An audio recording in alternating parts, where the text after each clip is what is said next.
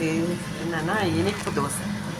அதாவது ஒரு banana medium size, நல்ல பழுத்தது, கருப்பாயிருச்சு தோல், ஆனால் பழம் உள்ள நல்லா இருந்தது.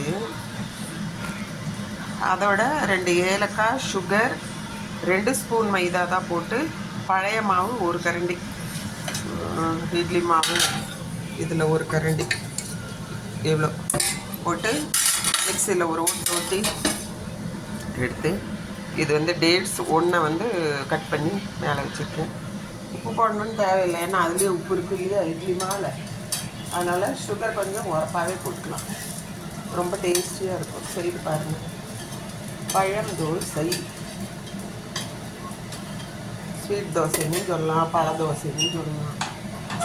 மலையாளத்தில் அப்பம்பாங்க. அப்பம்ங்கிறது எண்ணெய்க்குள்ளார போட்டு ஊற்றுவாங்க. நமக்கு எண்ணெய் அவ்வளோ வேண்டாங்கிறதுனால தோசை இதில் ஊற்று.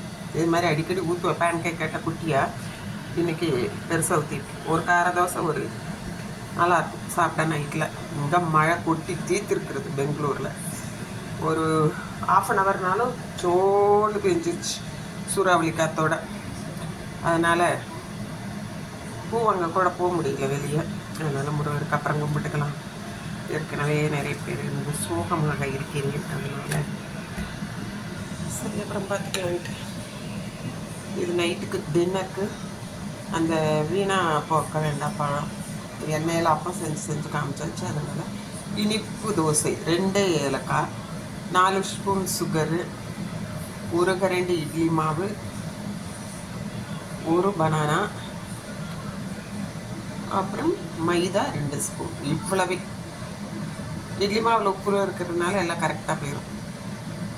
ஒரு அடி அடிச்சுட்டு ஊட்டிட்டு நீங்கள் தேங்காய் கூட ஆட் பண்ணிக்கலாம். தேங்காயெல்லாம் ஆட் பண்ணல, நைட்டுக்கு இது இப்படியே சாப்பிட்டுக்குவாங்க. பேரிச்சம்பழம் மட்டும் ஒன்றில் வச்சுருக்கு, குட்டி குட்டியாக கட்டி. வாங்க சாப்பிட்லாம். திருப்பி போட்டு எடுத்துருக்கேன்.